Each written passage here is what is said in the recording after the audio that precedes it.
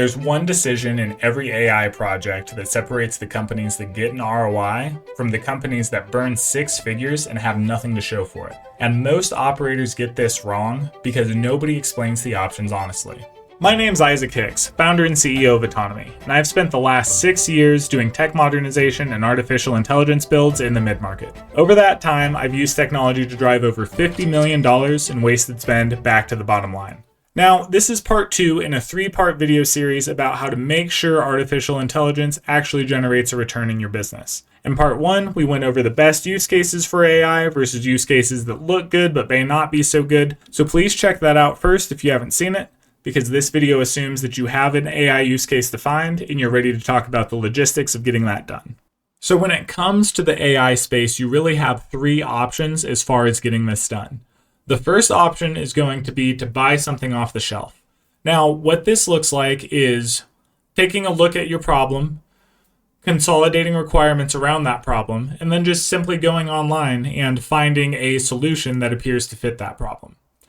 Now, on the other side, you have a custom-built solution. This is where you hire a team of developers to build something from scratch, create a product that is internal to your organization, whose IP you generally control at the end.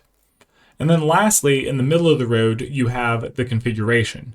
What this looks like is tying together multiple systems that already exist in some kind of intelligent fashion in order to meet the needs of a very specific workflow. All right, so let's talk about off-the-shelf products. Now, off-the-shelf products are very good when the use case is well understood and ubiquitous across your industry, when the AI system doesn't really need to know about your specific day-to-day operations in order to do the job. The day-to-day operations that the tool is designed for are pretty ubiquitous and common and simple. The integration with your existing tools is very clear and straightforward. It's a plug-and-play solution. You can simply put in your API keys or click into there and everything's set up. And then you're okay with the support relationship being more transactional. So you don't expect this tool to require much maintenance. And even when it does, you're all right with the support being a little bit more of a weight and a little lower quality than something that is more personalized. So good use cases for this are going to be commoditized use cases. So these are going to be search engine optimization and answer engine optimization. So making sure that you appear higher in the Google results or you appear as the company of choice in ChatGPT. These are going to be use cases such as purpose-built connectors, connectors that specifically tie together 2 systems. So an example would be Cinder, which ties together QuickBooks and Shopify. Document processing tools. So these would be tools that are able to pull information out of raw data, PDFs, spreadsheets, and then take that information and plug them into your business management systems. And then calendar management, scheduling, and reporting. So the ability to make intelligent decisions around rescheduling meetings based on priorities, the ability to automatically consolidate information and flag anomalies. All of these are very good use cases for an off-the-shelf product. Now, examples of tools that I personally use that are very good for this. These guys don't sponsor me. I just use them and they serve as good examples. So for my SEO and AEO, I use Arvo. So Arvo has a very good tool that completely fits the need around search engine optimization and answer engine optimization. For doing lead research, especially whenever I am looking at an organization, really want to be able to speak to its history and what they are looking to do in the future. Perplexity Deep Research is a very good tool for that. Now, one thing to note about off-the-shelf products is a lot of the time they are just going to be wrappers around a large language model. So something that you could probably accomplish through ChatGPT or Claude on your own. So if that is the case, you want to most likely just build it yourself. Now, things you want to make sure of is that the tool completely covers the required functionality for that process and that the specific context of your day-to-day operations doesn't really need to be understood beyond what's available in the spreadsheets. And above all, you want to make sure that the workflow is very well defined and well established. So it should have SOPs around it. It should be very low variance and not something that you would expect to require much maintenance once a repetitive system is set up that can take care of that use case. Now let's talk about building custom. So building custom is a great use case when the data is a proprietary advantage. So you have access to some data that the rest of your industry does not have access to. If off-the-shelf tools can't or do not have access to the data that the AI system needs to use, the advantage comes from applying artificial intelligence in a new or novel way.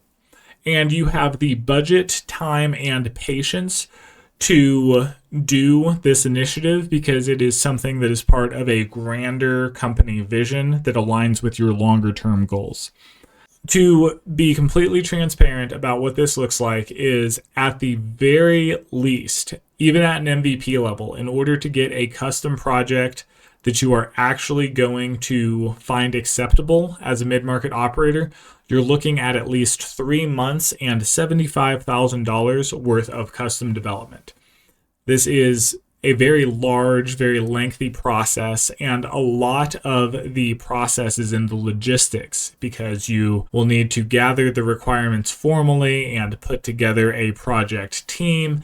The project will need to be managed, milestones will need to be hit. There are unknown unknowns that will need to be navigated. There will need to be scope control. It's a lot. It's really a lot to build something from scratch in this way. And beyond that, the iterations of continuously improving the product, you could be looking at a multi-year affair. So unless you are doing above about $50 million in annual recurring revenue and you're looking to build some kind of system integrated into your stack that is an enterprise resource platform that is going to be AI enabled from the very base, something of this nature, it likely does not make sense to do something custom unless you are doing something that is very strategic.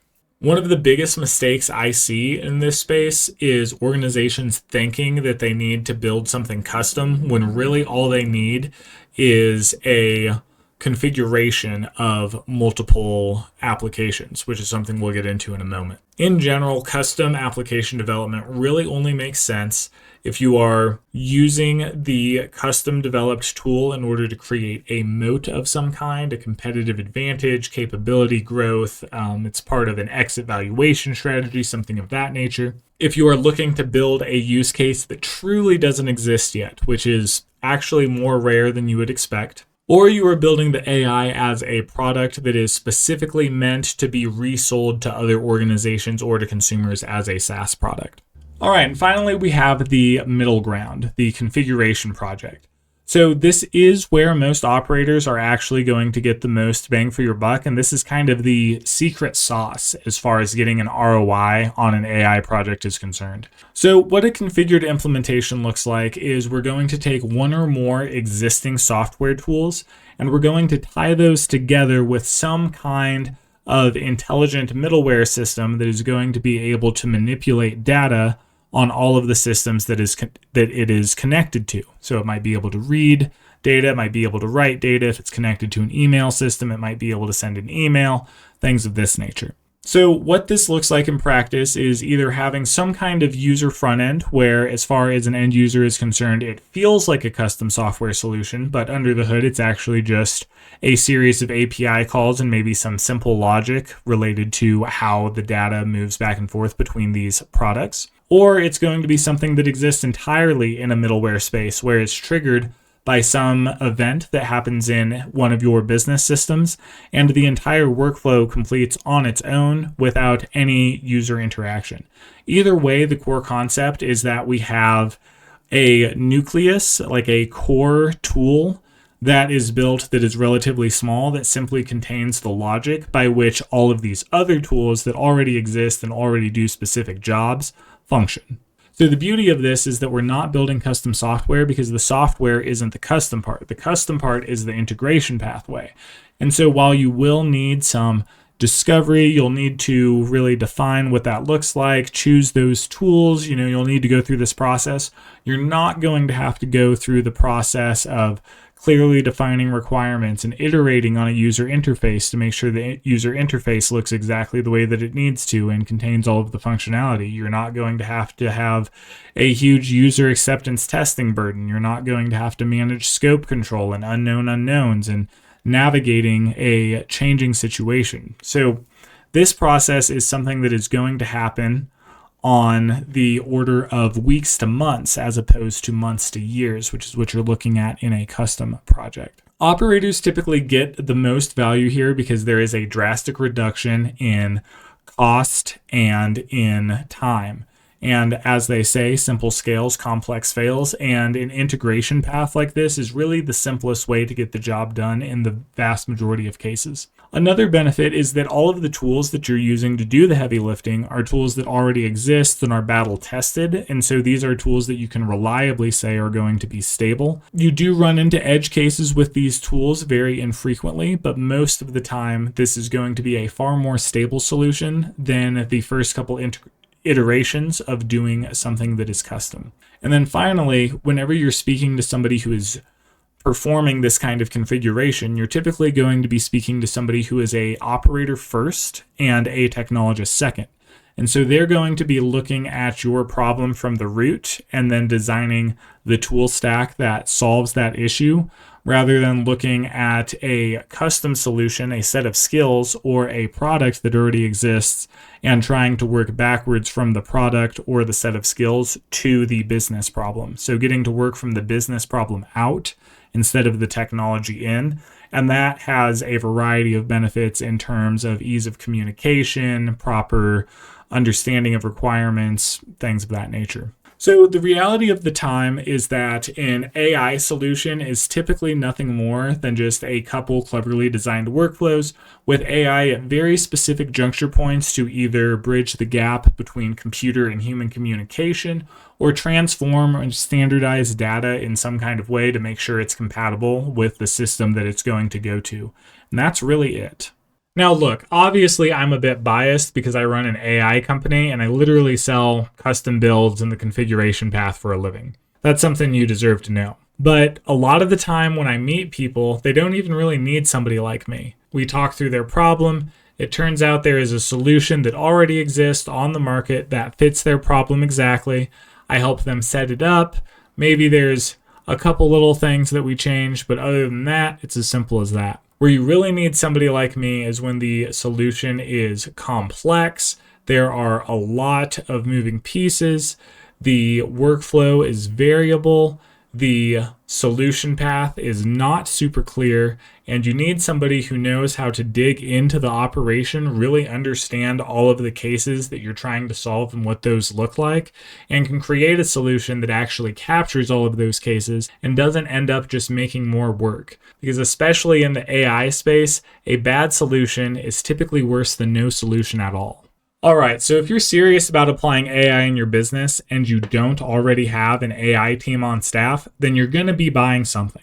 And that's true whether you're buying a product, whether you're hiring out a custom build, or whether you're finding an operator who knows how to set up the tech. Now, there's a lot of traps when it comes to vendors. So in part 3, I'm going to be talking you through how to tell the difference between somebody who knows what they're doing and is going to deliver that value versus somebody who's a good salesman and knows how to demo well, but will probably end up not delivering.